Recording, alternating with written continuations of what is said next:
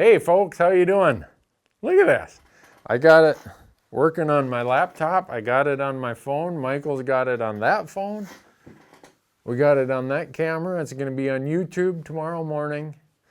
And what we are talking about is episode number 50 of Elk Talk Live. That's amazing. 50 of them in 14 months. Wow. Cool. Well, we want to tell you that if you want everything, if you want all the notifications and everything else, you need to go to bowtecharchery.com and sign up, or text Randy, R-A-N-D-Y, to 77453. And the reason you probably want to go to bowtecharchery.com is they are having a sweepstakes right now for a free, fully guided everything, license, tags, travel, the whole works, fully guided elk hunt in Colorado this September. You, Nate Zielinski, some winner, you go to bowtecharchery.com and sign up. Go do that. Then, before we get into the details, we got to talk about, besides Bowtech, Leupold is one of the companies that make this possible. The greatest supporter we've got. Everything we do, Leupold is helping us so much. We got a cool program going on with Leupold. We have a llama, Marcus, the public land llama, is going to be with us this year. Brought to you by Leupold Optics. That's going to be fun. And then onXmaps and Leupold are both working on Marcus, the Leupold llama, or the public land llama. And when you guys see what we're doing with that, I think you're going to be able to buy t-shirts and stickers and all kinds of hats. So anyhow, if you've been watching our onX series about e-scouting for public land elk, every Monday there's a new one that comes up. The one this week was sanctuaries. The one next week I think is going to be hunting pressure. So go to onXmaps.com, use promo code RANDY, and save yourself 20% on their great app products. Just went and got a new Tightspot quiver for my new Bowtech bow. They help make this possible. Ripcord arrow rest, black gold sights. GoHunt.com. Go to GoHunt.com insider/Randy, and you will be able to get a 30-day free trial of this insider service that I always talk about. Yeah, you get to see all of it. You get to use it for 30 days. GoHunt.com /insider, I think /Randy. I should have written that down, and then, right, you got to be practicing, you got to be calling, you got to know what to do with these Rocky Mountain hunting calls. Right now, use promo code RANDY and get 15% off their products, all their products. Go to RockyMountainHuntingCalls.com. And now, with all of that, we're going to get into some questions. Today, before we get into too many questions, I'm going to talk about mistakes that I make all the time. If I look back at all the elk hunting I've done, probably the 5 biggest mistakes would fall into these categories. I didn't learn enough about elk needs and elk ecology. I headed to the hills without having a good plan. I just was out there randomly hoping for good luck. I didn't give the wind enough credit, or I wasn't cautious enough with the wind, maybe is the way to say that. Earlier in my elk hunting days, I was way too reliant on gizmos and gadgets. I thought, well, if I buy this, buy that, yeah, that'll get me through. And then I would kind of get stuck in these ruts. I'd be afraid to experiment. So those are the 5. I was asked to do this. Nosler said, Randy, can you give us your 5 most common mistakes, or where you caught yourself making the same mistake over and over, or some derivative of that? I would say those 5 items are probably it. Now, if you want to learn all of that in great detail, this Friday morning, the podcast I do with Corey Jacobson called Elk Talk Podcast is going to be live. And we go through my 5 mistakes.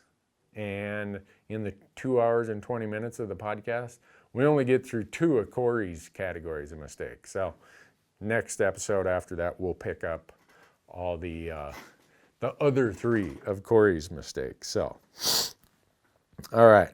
Wow. Look at this. Bog Adventures Idaho asks, will I do a series on mule deer hunting and what it entails? We're probably not going to do an e-scouting series on other species, and here's why. Every species can kind of be approached the same way we approach elk, okay? Know what their needs are, break the calendar down into their seasonal periods, whether that is, let's say it's white-tailed deer or mule deer. All right, you're going to have early season in August while they're still in the velvet. You have a very long pre-rut period that's pretty much from when they rub their velvet to the end of October. Then you got a peak rut period, usually in the first parts of November. And then you got a late season, pretty much after, say, Thanksgiving.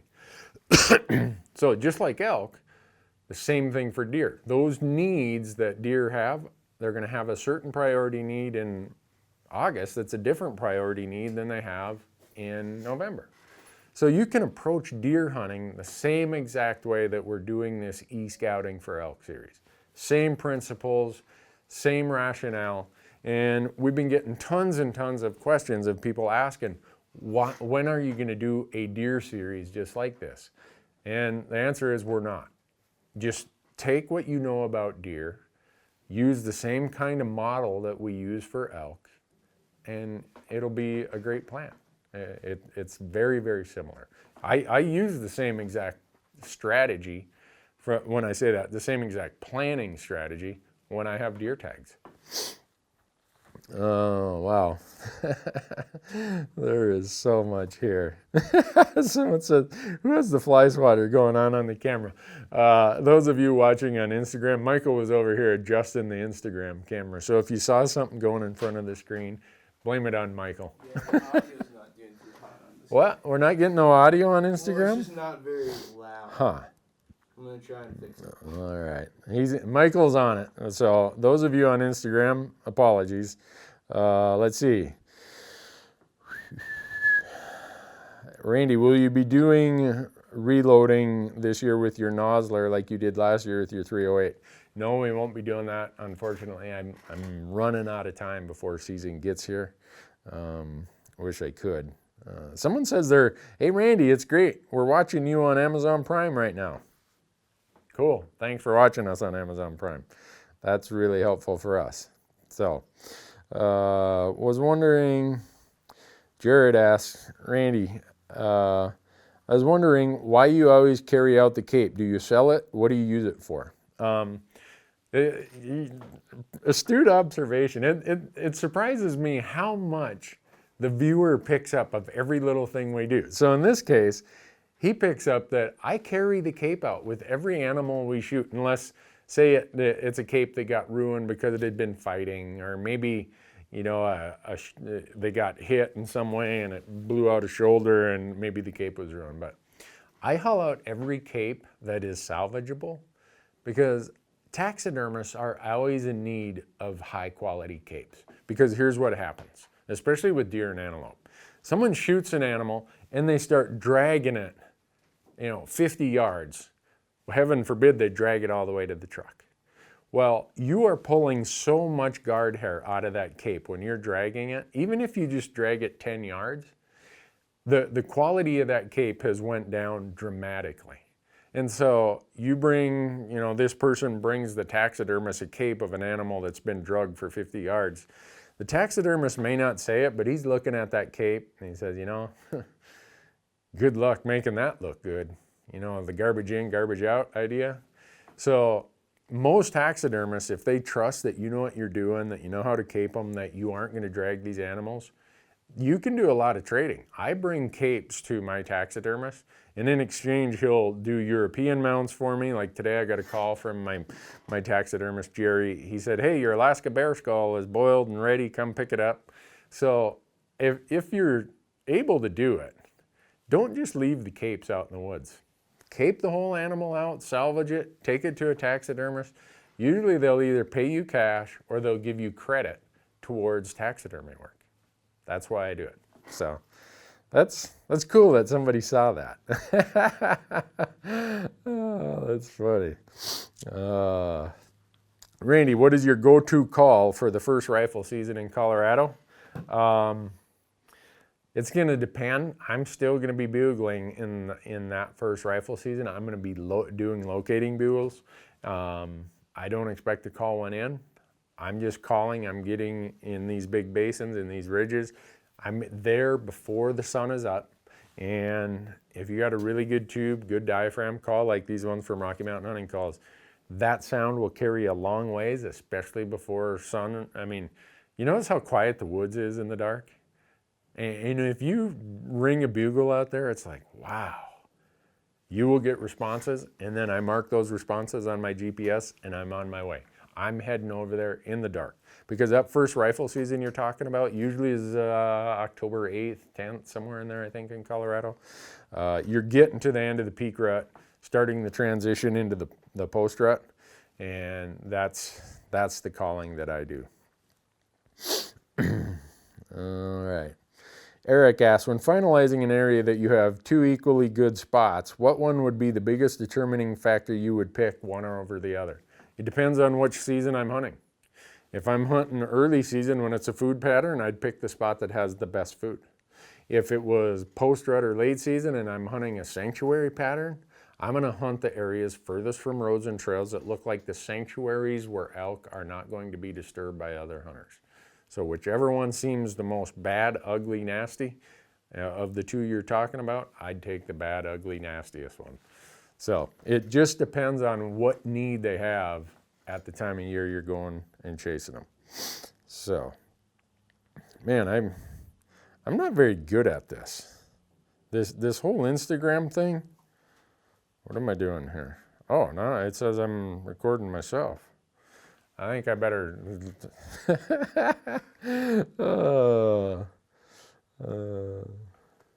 Let's see. Someone's talking about these early archery seasons. Those are tough. You know, in Nevada and Utah, you guys have really early archery elk seasons. And then you're doing a lot of spot and stock, sitting over water, stuff like that. If I was looking at Utah, that says, I think it starts like mid-August, somewhere between the 15th and the 20th, usually runs somewhere till the 12th to the 15th. I'd go hunt that last week of the season. I know some people are like, well, the bulls are already be chased or shot. And I'm going later when the archery season is that early in the season. So, let's see.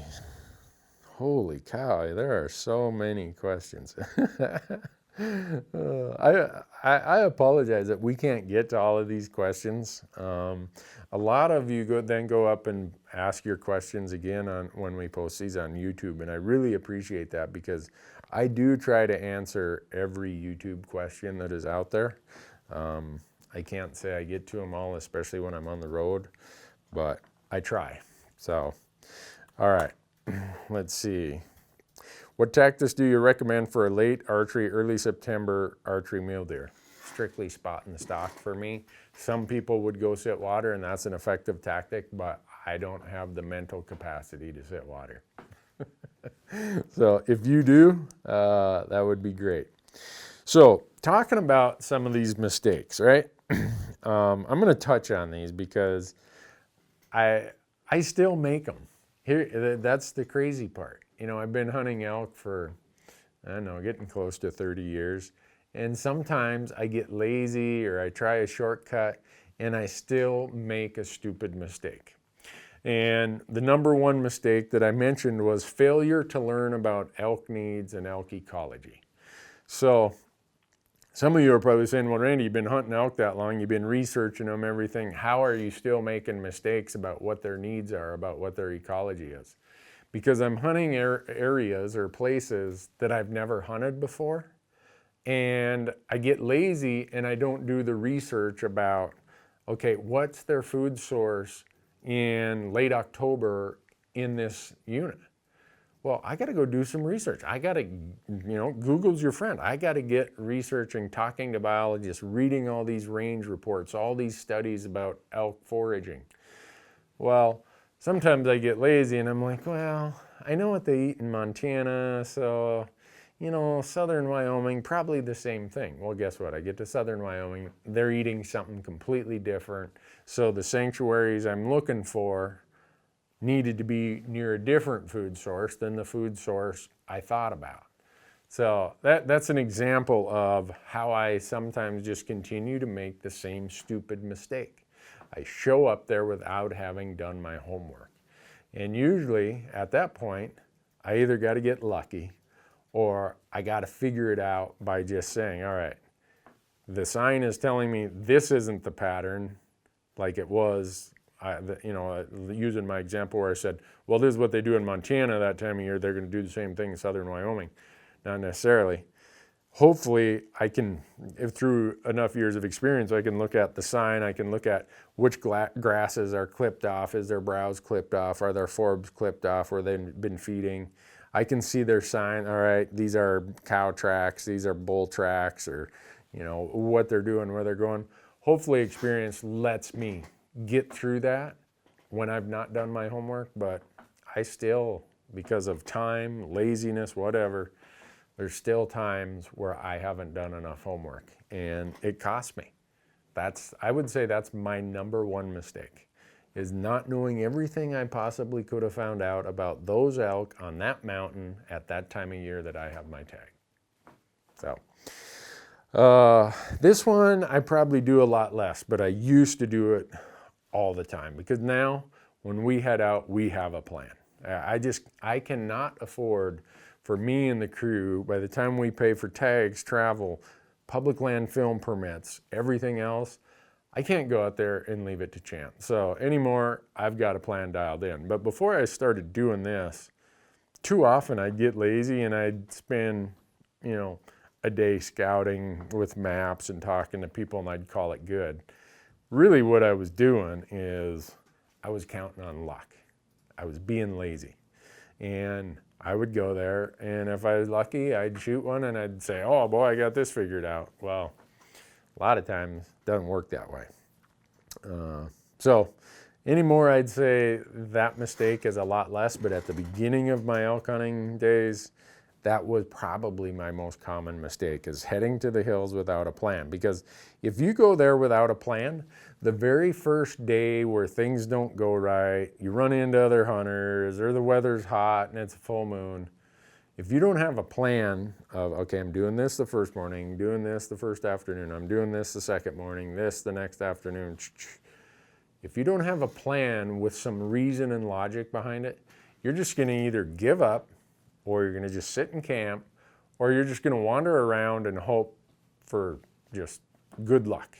Well, neither of those are strategies that seem to work very often. So that's the importance of having a plan, is it will give you the confidence to stick with it. Number 3, wind. I mean, we've done, I don't know how many videos on thermals, on wind checkers. Rocky Mountain Hunting Calls makes a really cool wind checker. You see I have a wind checker always in my bino harness. Check the wind all the time. I don't care if it's archery season, rifle season, in between, whatever. Even today, I make some stupid mistakes with wind.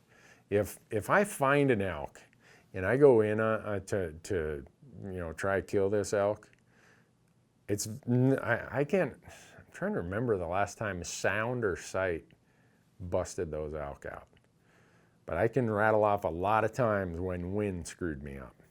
So you just, especially in the mountains, because there's, it's not like this level terrain where the wind is this predictable, oh, it's coming out of the southwest. No, on this slope, it might be shaded so the thermal isn't as strong, and you're getting some heavy air down in the bottom, and it's swirling up on the ridge. Maybe you got the prevailing wind out of the west there. You get over on the sunny slope and you got an uphill wind. You just cannot take the wind for granted with elk. You're just gonna get, you're gonna screw yourself over. And the point of all that is, think of how many days you spend getting that encounter. All the days of scouting, all the e-scouting, all the research. And you're out in the woods and you're just putting on the miles, and finally here it comes. Here is the opportunity, what you've been waiting for. And you end up getting in a hurry and you ignore the wind and poof, all of those days, all those hours, all those miles, gone. So don't overlook the wind. When I say reliance on gadgets and gizmos, again, that's one I've kind of gotten away from. But early in my, I've told this many times on this Elk Talk Live series that I hunted for 6 years without killing a bull elk, my first 6 years. And I went through this phase where, all right, I got to buy this, I got to buy that. I need this doodad, I need this whatever. I was like a retailer's, I was the guy every retailer hoped for. If I walked down the aisle and it had an elk on it, if I had money, I was probably going to buy it. And none of them got me over that hump. I was too reliant on the gadgets and the gizmos. And that, I thought those were shortcuts that would keep me from having to invest in my elk knowledge, that somehow through that process I wouldn't have to develop a plan.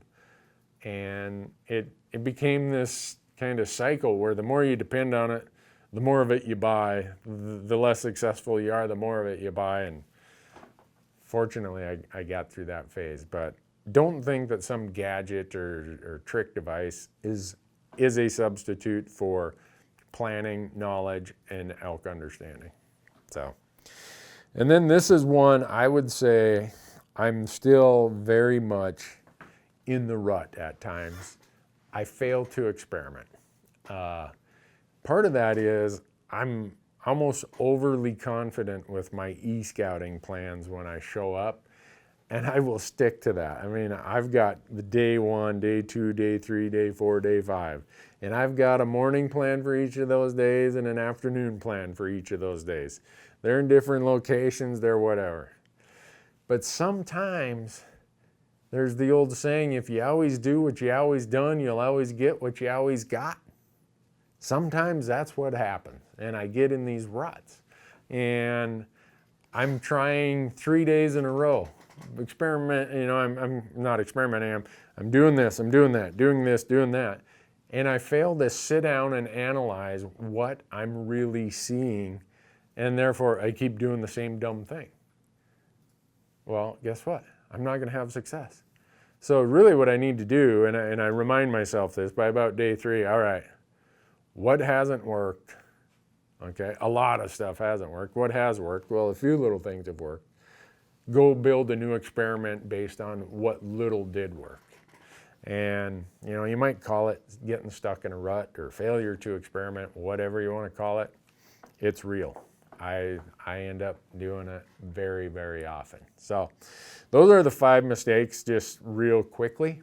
Like I said, if you want to, you'll be able to catch almost a 2.5 hour discussion about those 5 things Friday morning when we release the next episode of our Elk Talk podcast. So someone here on Instagram says, explain how thermals work again. Warm air moves up, cold air down. Yes, warm air is lighter, so it moves up. Cold air is heavier, so it moves down. Go to our YouTube channel, Randy Newberg Hunter. Type in the search bar, thermals, and that we did a whole video on it. It'll show you how it goes. Boy, my eyes, I need better eyes. Michael, you might have to read this stuff for me. It's in I've been looking at. Oh, well now he tells me he's got the other technology device going here. We got a Google document here. He's been copying and pasting them to the Google Doc. You're the man. That's how it works. All right, I'm gonna set that off to the side then. See, I got to get up earlier in the morning if I'm gonna keep up with him and all you guys. Ooh, here's a good one. Any tips for adjusting to altitude coming from east of the Mississippi? And the reason I think this one is a good one is altitude sickness is one of the most miserable things you'll ever go through. I've never had it, but I've seen some serious, hardcore, tough guys who've had it. And if they say it was as miserable as anything they've ever had, I believe them. I mean, because they're the real deal. So acclimation is your best option. I know people who live at lower elevations and they have these altitude masks. I'm not exactly sure how they work, but when they're on the treadmill or the stair stepper, they have these masks. I think they somehow lessen the oxygen content, trying to replicate what the situation will be at a higher elevation environment. If you don't have that, try to get out as many days in advance of your hunt as you possibly can. Yeah, that's really what it takes, is acclimation. If you want to get altitude sickness, the best opportunity to do that is to fly from a low elevation, get off on a plane, and at 8,000 feet, jump and get picked up by your buddies, drive up to 11,000 feet, and exert yourself on a long hike. You are going to be sick, you're going to be wore out, you'll have all these problems with altitude sickness. Acclimation is what's going to prevent that. It can't completely prevent it, but it's going to lessen the likelihood to a very small likelihood. And if you feel you're having it, just go shut it down. Don't endanger yourself. Don't do anything crazy. And if you have a heart condition, because all of the things at high elevation make your heart work a lot harder. You're doing all the cardio, yes, but also your body is trying to absorb more oxygen. You don't have as much oxygen. That puts more demand on your heart. If you have a heart issue, talk to your doctor and let them know, hey, I'm going on this hunt. Are we good? Because every year we read about it in the West, in the newspapers, of people who, they unfortunate, tragic stories. They go up to the high mountain environment and they have some sort of heart issue, and end of them. So if you have that, please make sure you get your doctor's permission. Oh, can you explain why you choose the Metcalf over the Pintler? Hey, Michael, I think we got a video coming out on that, don't we? Yeah. Yesterday, we were over at the Skunk Works lab at Mystery Ranch, and we focused on 2 packs. One wasn't the Pintler. We mostly focused on the Metcalf, and I think when you watch that video, when it comes up in the next week or so, you're going to realize why the Metcalf is my go-to pack. Now, they've came out with a new pop-up pack. The pop-up 18 is the one I hijacked from them the other day. If you're a deer and antelope hunter, if you're a fanny pack guy, I will officially pronounce the death of the fanny pack today. With Mystery Ranch coming out with the new pop-up, you will see fanny packs in hunting going away.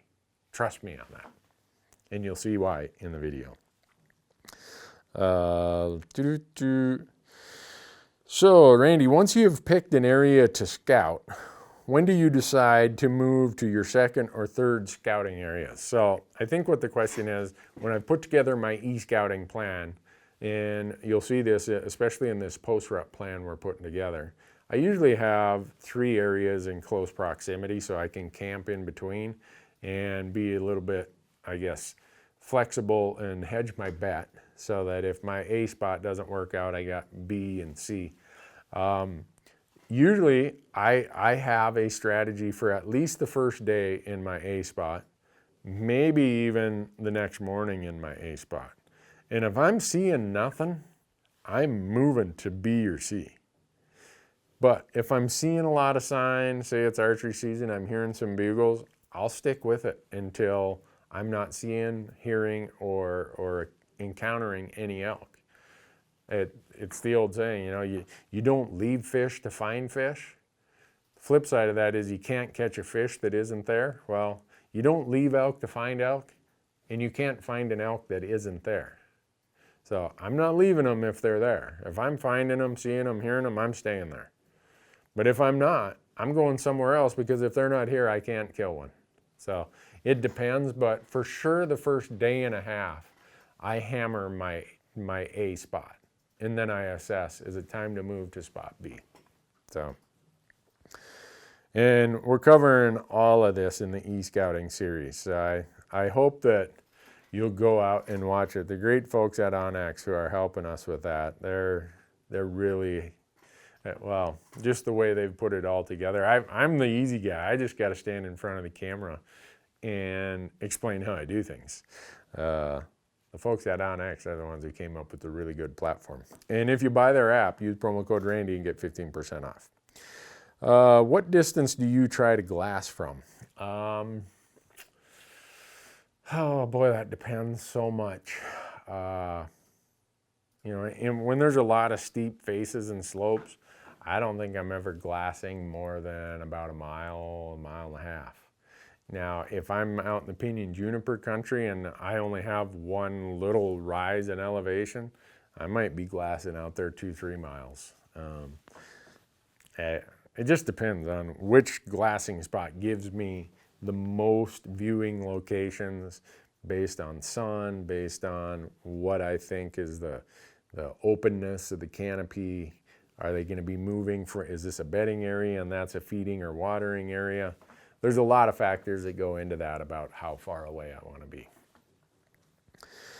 Let's see, Randy, I've heard you use a 7mm 08 and a 308. When do you use one versus the other and why?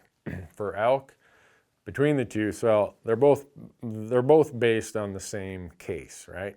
The 308, you neck down a 308 to a .284, a 7mm, and then you've got a 7mm 08. So it's the same case. But for elk, I like the 30 caliber bullets. I'm going with the 308 for elk all the time, not even a question.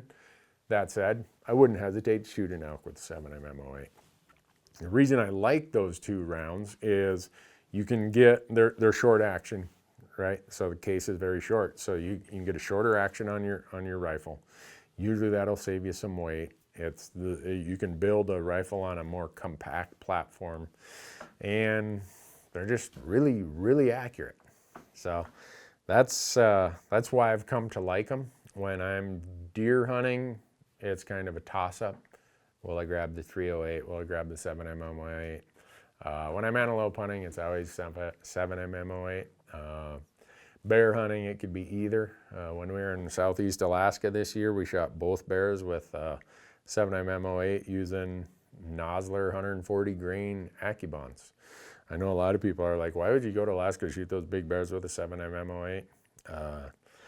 Both rifles are absolutely accurate, but all of my 7mm 08s from Howa, they are so unbelievably accurate. And maybe it's just my confidence, maybe it's just everything about it, but man, I love that cartridge. So let's see, what do you recommend for early season calling when they answer but won't come in? Go to them. You know, that's kind of one of the things I think is, if TV and video has screwed something up, it's screwed up the idea that elk just come running into you. You might see that on a private estate ranch type hunt with unpressured elk. On public land, if they're bugling, you better get over there. I mean, if you hear that bull 400 yards away, he's not coming to you. You got to go in there, you got to get right in his face. So the answer to that is get more aggressive and get closer. Don't think that they're going to come walking into you. So let's see, any hunts with Corey this year? Nope. Oh, what's in your kill kit? We're doing a video on that. So the kill kit being, when your animal's down, what do you have there? So Mystery Ranch makes these, they used to be what we called load cells. Now they're called Zoid bags. They've kind of replaced the load cells with Zoid bags. Yeah, Z-O-I-D. And so I have a bag that has my kill kit in it. In it is going to be the rubber gloves, nitrile gloves, whatever you want to call them. I always use those. Depending on if it's a backpack hunt or just a day hunt, I always have, in either of those, I will have my Gerber Vital with some replacement blades. I'll have my Gerber Big Game Vital with at least one replacement blade. Sometimes I'll throw my fixed blade, traditional, it's a Gator Premium by Gerber, I'll throw that knife in there. Obviously, I always have my tag. I always have a little roll of electrician's tape. Some states you gotta, attach it to a leg, your tag to a leg, to an antler, whatever. Those are the absolute basics that never leave that kit. Then I have game bags. I use Caribou game bags, and it depends on. Sometimes I have the great big full Elk Magnum Premium kit, and then sometimes I use their backpack kits, which are a smaller number of bags, knowing that you're going to be boning it out, everything else. So I have other stuff in there, like in that same bag, I have a small pouch. It has a first aid kit. I have another small pouch. It has a survival emergency kit. That's mostly, also in my kill kit, a lot of you are going to laugh when you hear this. You'll see Benadryl. I'm allergic to deer and elk and antelope. I'm allergic to the blood. I'm allergic to the dander and the fur. So what you often don't see on camera is before we walk up to the animal, I open up my kill kit and I pop a Benadryl, because if I don't, it's like, whew, I swell up, my nose starts running. So in my kill kit, I also have some of that. Just what I gotta do. Obviously, you gotta have your tag in there or have your tag somewhere on your person. I keep it in my kill kit. I have a little pouch that Mr. Ranch makes. In there, I keep a pen, because some states you have to sign it to validate it. I keep my tag, my license. And sometimes, and not sometimes, I always keep a couple zip ties in there. Maybe I should have brought that with. Maybe next week I'll try to remember to bring that with so you can see what's in there. So, all right.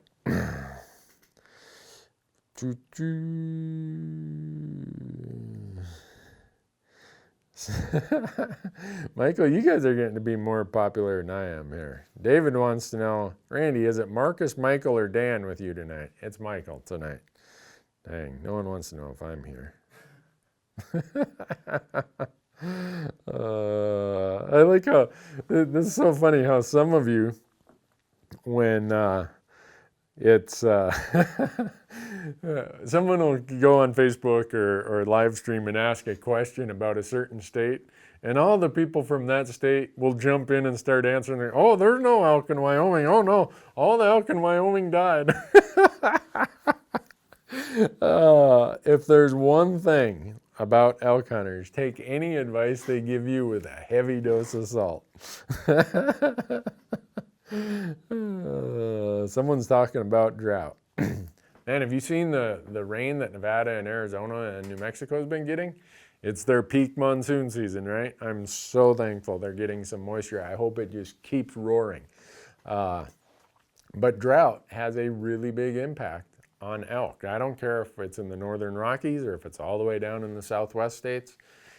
Whenever you're putting together your plan of what you're going to do when you go out there, make sure you've considered whether it's a drought year or maybe it's a really wet year, because all these general rules of elk behavior and elk ecology get somewhat tweaked and modified as elk have to adapt their behavior for drought conditions. So in a year like this, I think the winter, if you measure from July 1 of 17 to June 30 of 18, is like the second driest period of June, July period recorded in the Southwest. So it's, if you got tags down there, keep an eye on it. It could definitely cause some changes in their behavior.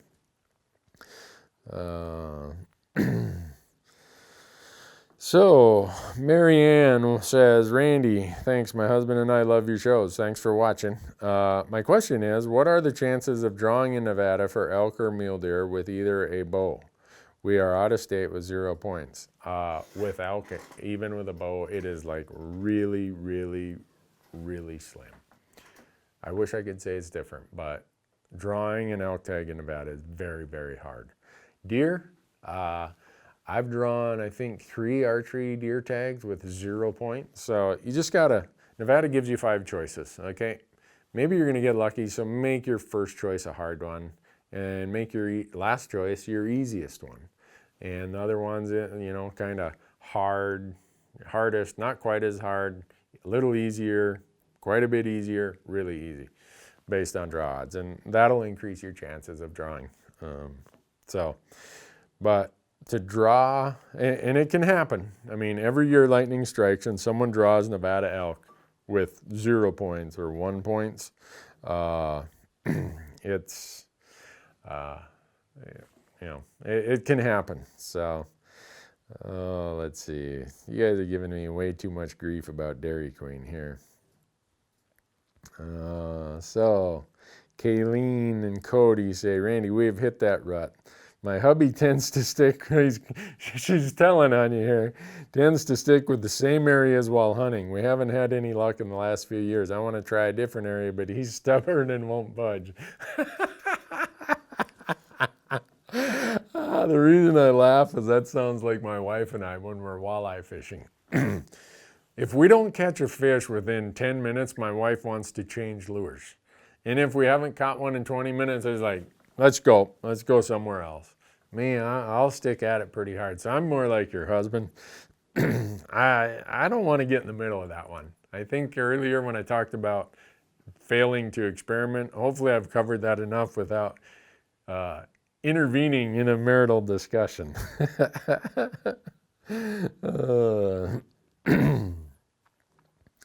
So, Randy, can you talk about your tactics for hunting in areas that will be hit hard by active fire during the season?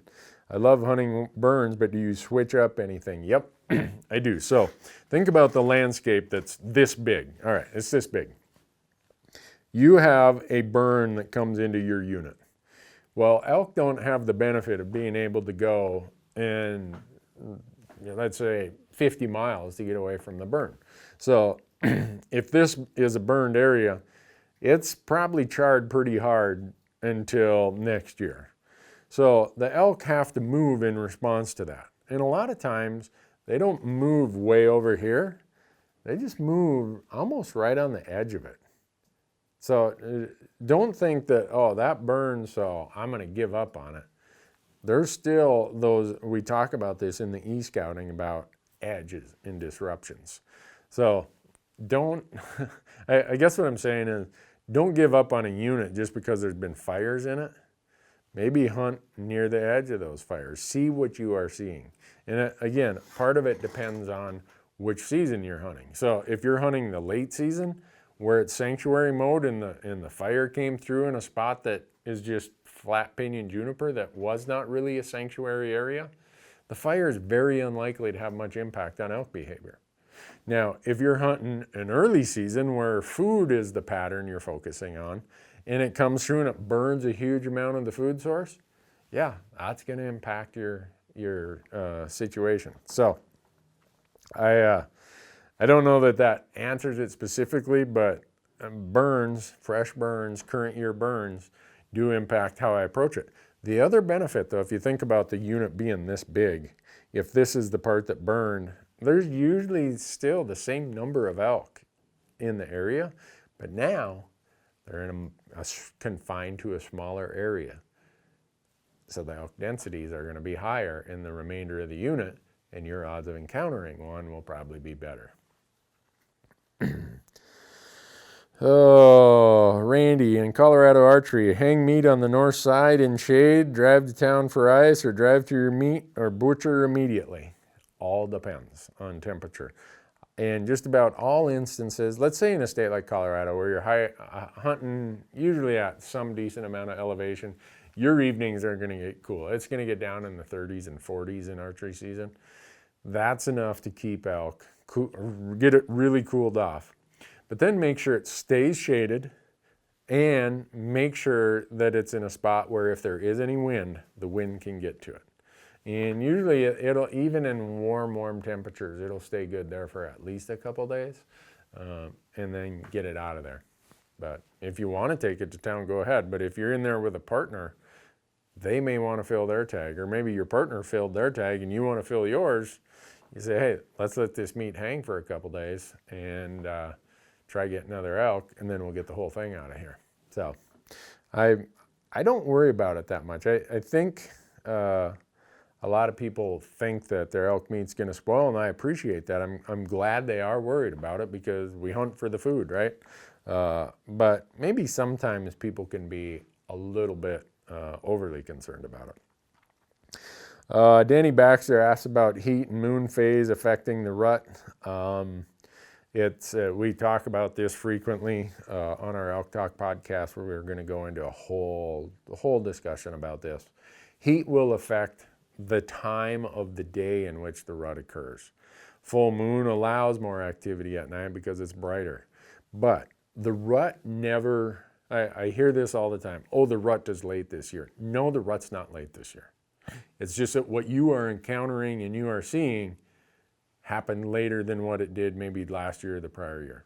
Think about this. An elk has a gestation period of X number of months, actually right down to X number of days usually, or close, weeks. So they have to drop their calves, and if you read Jack Ward Thomas's book, Elk and Elk Ecology, he goes into huge discussion about this. So if that elk calf has to be dropped in, let's say, late May, early June, in that short window, and the reason they all want to drop them at the same time is you want to have this big pulse of calves on the ground, because predators can only eat so many of them in that window. If you were to trickle the calving out over 6 weeks, well, the same number of predators can have way more effect, because, okay, they go kill one, they eat it, next day go kill another one, eat it, go and do that for 6 weeks.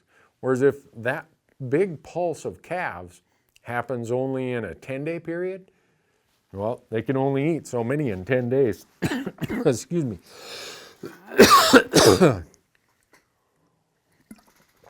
So you back that up to the rut.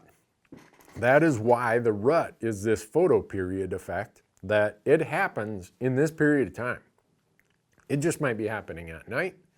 The weather may have changed, the heat, the whatever, might have them, down in a canyon, might have them in some place you didn't expect. But the rut is still going on. It's not like the whole peak of the rut or the whole rut moves because it was warm that year.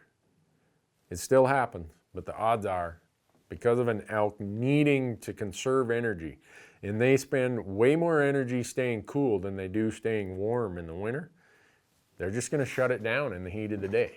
And so the odds are you're probably not going to see much activity. So that's how heat will affect it. It'll affect how much of it happens during the day when we're out hunting, but it's not going to delay it or defer it. Let's see. Let's see. Someone's asking about this device. Hey, Randy, what are your thoughts on the Garmin InReach and the onXmaps GPS chip for an emergency communication backup in the backcountry? I don't have a chip in this one because I'm a convert. I'm like now a disciple of this being my GPS whenever possible. But we carry this for emergency communications. So I was one of the reluctant users of the smartphone GPS app. And as Michael and Marcus and our crew started using that more and more, you can get so many more layers, so much more detail, so many things on here that you can't get on a GPS. Now I've become dependent on this, and it's just an absolute necessity. Hope that answers the question. Let's see. You got more, Michael, out on the Google Doc? Oh my goodness, we do. Whew. I can't read them all. I'm gonna have to learn how to read faster.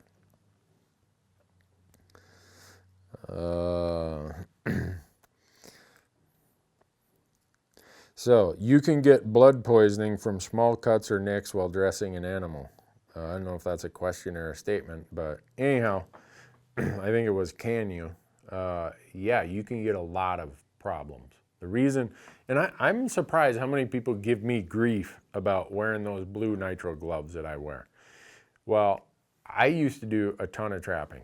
I used to harvest animals for damage, for fur, and you have to skin them to sell the fur.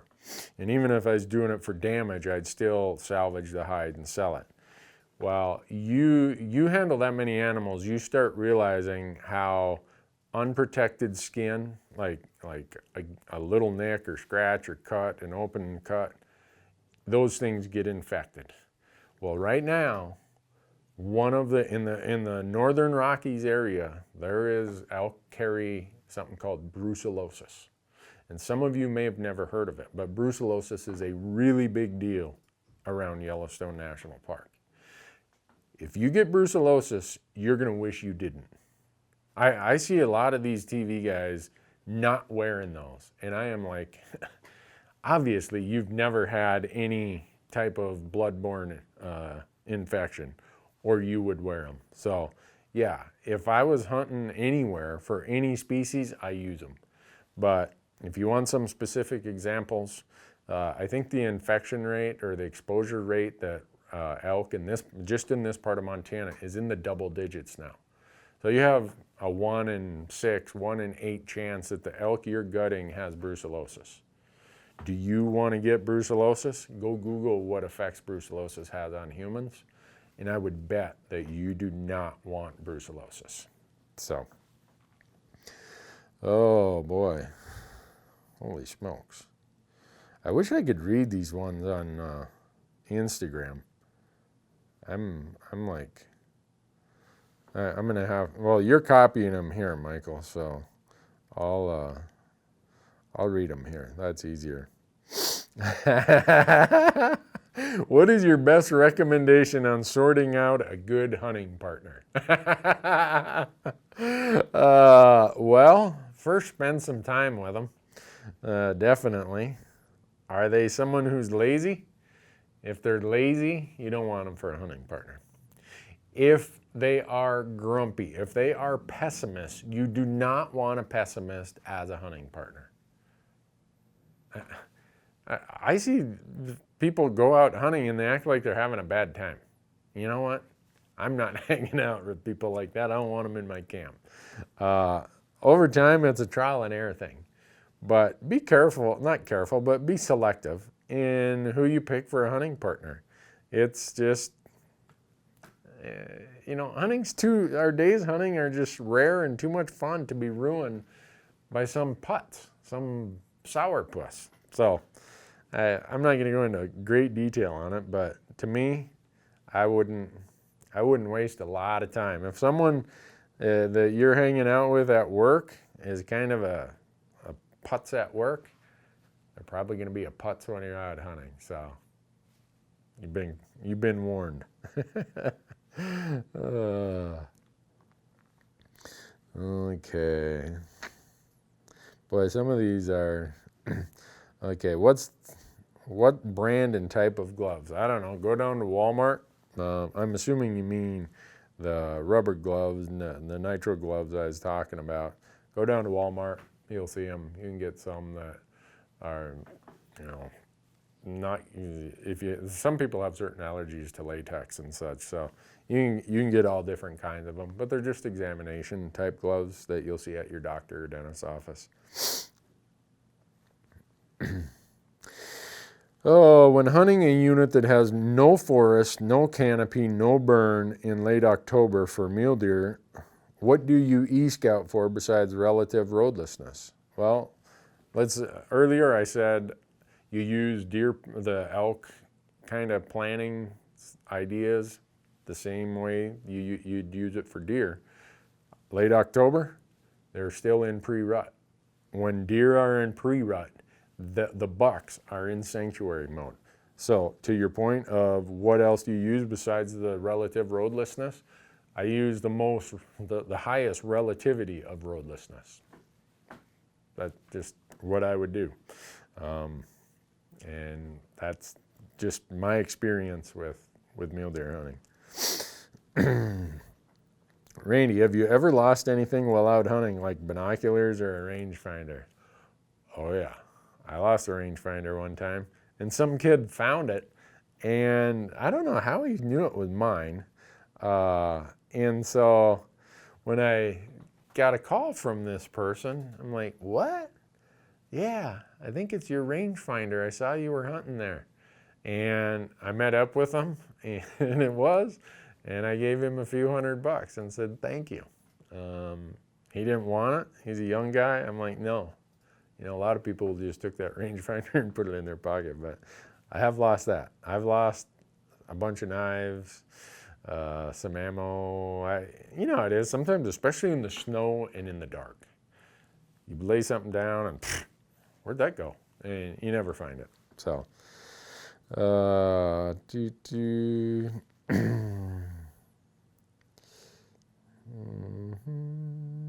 let's see.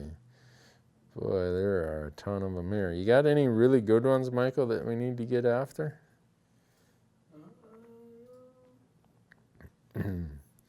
All right, Mitch asked Randy, how doesn't list the Alpine Mountain series in the 2018 catalog or online? Have they discontinued that series? Yes, they have discontinued it. And do you have any insight you can share with us Howa fans? Oh, you weren't out at the house today, were you, Mike? No, it was Dan the other day. So I have, and we got to shoot these videos because we're getting close to crunch time. And I said this last week, Howa and I have been working on these ideas for the last year where I have so many different combinations of cartridge, chambering, barrel length, barrel taper, stocks, Cerakoted, blued. This is the experiment year. You're going to see me out there shooting Howa rifles in our footage that every one of them is an experiment, is a combination, okay? Do we want a threaded barrel, non-threaded? What kind of bolt do we want? And hopefully by the time this season is done, the experiment will conclude and I can get down to, all right, I think this and this and this. These are the combinations that for 90% of Western hunting applications, this is what people would be very comfortable with and would serve them well. So that's not an exact science of what you're going to hear from Howa, but that's what I'm up to. Hopefully that makes sense. Have you ever found elk while e-scouting? I have. If you look at certain aerial images, there are some units in New Mexico where I've actually found elk in the aerial image. One of my friends, Randy Hodges, was doing e-scouting for his mountain goat tag, and he found mountain goats, actually white dots, in the aerial images that he was using. So I wouldn't say that's the good way to go about it, though. Let's see. Holy cow. Folks, I appreciate all of these comments. My only concern is I wish I could answer them all. So someone asks, I'm not confident in my bugle when I call. Should I stick to cow calls only? Well, if you go out to our Amazon channel and type in Fresh Tracks Films, you're going to see a film called Uncommon Ground. And it's me, Wade Zarlingo, a buddy of mine from Arizona, Marcus Hockett, are one of our guys here, and then Ty Stubblefield. He used to be at the Born and Raised Outdoor Crew. He was filming with us. And there was an elk that I was convinced was a burro. I ended up killing him. He was a nice 6-point bull. My point of bringing that up is go out and practice this. Just practice and practice. And a lot of times you'll be out in the woods and you'll be like, oh man, that didn't sound like what I hear on video or what I hear at these calling contests. And you'll get a response. And you'll be like, huh. So bugling still has its place, a very important place. Don't give up on it just because you're not that confident in your calling. Go out there and just force yourself to do it, and you'll kind of get over that hump. So, and because this podcast, or this is brought to you by Rocky Mountain Hunting Calls, I'm looking for my my call here. Right here, the Reaper. This is my new call that I'm loving from Rocky Mountain Hunting Calls. I think it's been out for a couple of years. And then obviously you've seen the tubes. Use promo code Randy and save 15%. And it is archery season, right, Michael? How's your bow coming along? Good, getting it all set up. Yeah? All right. I'm glad to hear that. I think we just lost the connection on Instagram, didn't we? Can only go an hour on Instagram. So, but Michael's bow is set up just like mine. Yeah. A Bowtech, right? Bowtech, Tightspot, Ripcord, black gold. That's what we're using, and those are the great folks who make this presentation possible. Leupold just sent me one of their new 1600 rangefinders. Ooh, and they even came out with a 2500. So, yeah, cool stuff. And they sent me a new VX5 rifle scope.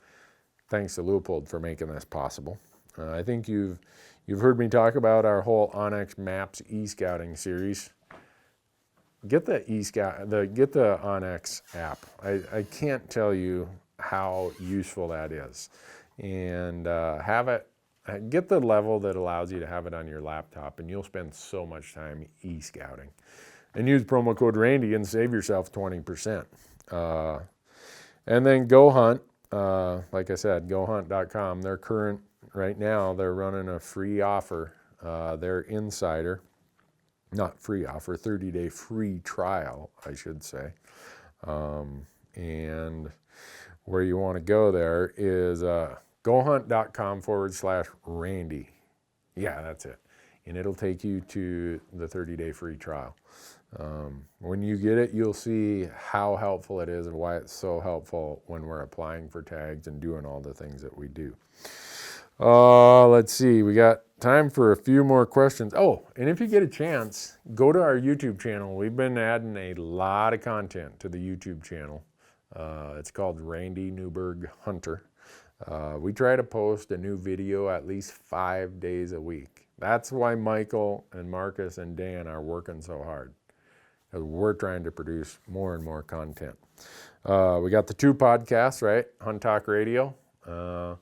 Every Friday, one or the other, either Hunt Talk Radio or Elk Talk podcasts are going to be available for you. And then I've already talked about our Amazon channel. If you're a subscriber to Amazon Prime, it's a super high quality viewing experience. Full HD, however fast your connection speed allows, no commercials, just right there in front of you. Way better than anything we could have ever distributed back when we were on TV. So, yeah, Bryce, thanks. You're reminding everyone, use promo code Randy. If you're in doubt with one of our partners, use promo code Randy, and the odds are you're going to be in good shape. Don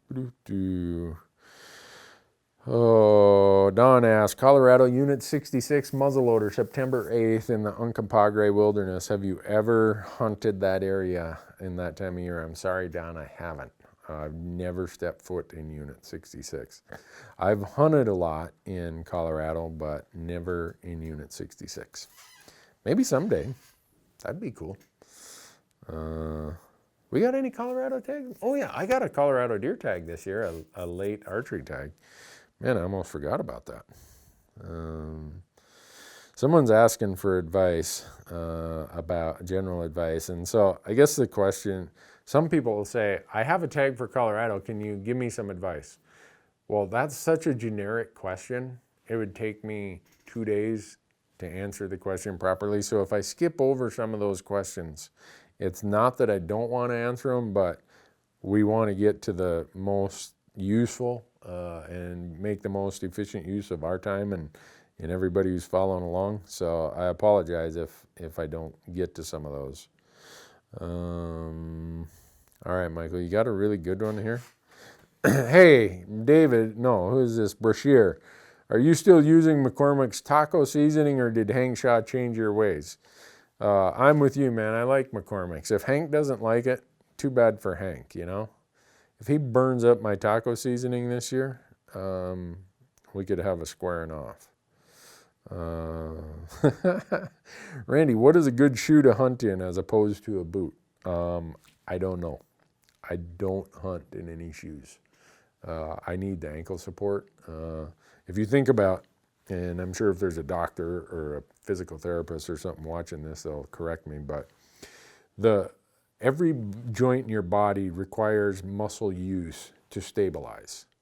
So a shoe versus a boot in uneven terrain, uphill, downhill, side hilling, your ankle joint, now it's one more joint that is not supported, so it requires that much more use of your muscles to stay stabilized or to keep your balance. So that's why I don't wear shoes. I only wear boots. And people know that I wear Kenetrek boots, Mountain Extremes. And what are the new ones we got, Michael? The Mountain Guide, right? Yep. Yeah, man, I've been hiking in those this winter or this summer. Liking that. Yeah, really liking that. Oh, here's one this is always a loaded question. Randy, what's your favorite state to hunt elk in? Whatever state I have a tag for. Really, I'm an equal opportunity elk hunter, man. You give me a tag and I'm going.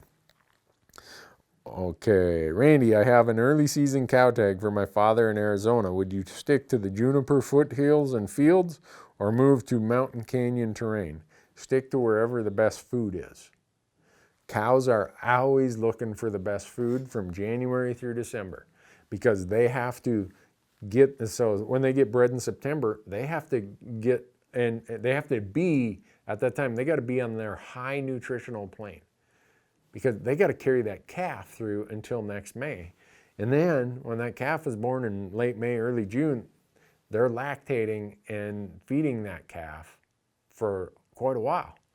So find the food, and you're going to find the cows.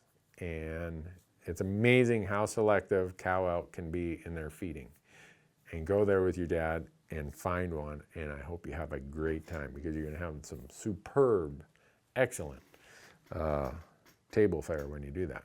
So what do you say, Michael? We've given it an hour and 7 minutes. I'm good. You good? Hey, folks, thanks for watching. Really appreciate it. Tune in next week. Hopefully we'll have some more bad advice for you.